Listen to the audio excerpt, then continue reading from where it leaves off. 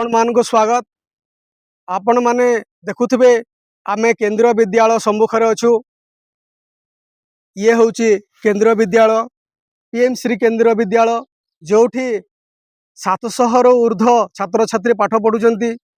ए तो बाउंड्री भितरे प्राय 25 जन अभिभावक सॉरी टीचिंग एवं नॉन टीचिंग स्टाफ रहउचंती। ए स्कूल को आसीबा पई स्ट्रीट लाइन रो व्यवस्था नहीं।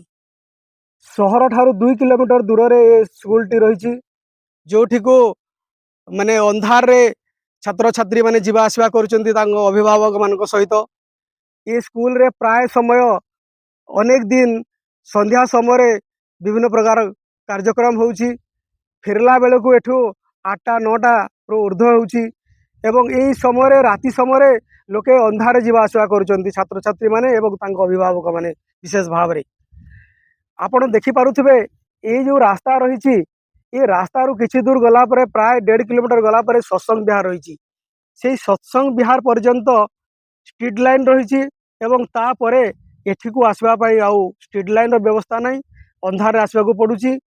ए रास्ता भितरे आपणकर किछि जिला स्तरीय अधिकारी रहिबा पई क्वार्टर निर्मित होईची एवं एठी ए रास्ता रे गोटे स्कूल रही भिन्नक्षम स्कूल सेठी मध्य सेमाने मध्य जीवा आसवा करुचंती अंधार रास्ता देकी। आमे चाहूचु प्रशासन दृष्टि देकी ए जो समस्या देखा दे स्ट्रीट लाइन रो तार समाधान करंतु तुरंत एटा को इलेक्ट्री रे माने स्ट्रीट लाइन रे लगांतु खंबो पति की। आउ आमे चाहूचु जे ए विषय रे वर्तमान ए स्कूल रो अछंती चेयरपर्सन सुवर्णपुर जिलापाल तांकोठू आमे शुणिबा से कौन कहउचंती। एक्चुअली केभी भीतर तो लाइन अच्छी मूलर किंतु जो स्ट्रीट लाइट रहिबा कथा केभी को जो रोड लीड करूची मेन रोड रु सेठी स्ट्रीट लाइट रो बंदोबस्त एपर्यंत ही ना। से पाखरे हमर गोटे डिजेबल स्कूल अच्छी एडीएम एवं सपोर्टर को क्वार्टर भी तैयारी होची। से पंचायत एरिया रे जेहेतु आछि मो बीडीएम को इंस्ट्रक्शन देइछि बीडीओ तार गोटे एस्टिमेट प्रिपेयर करिवे एवं टीपीडब्ल्यूडीएल रो एग्जीक्यूटिव इंजीनियर टाटा पावर रो तांको सहित भी कथा होइछि।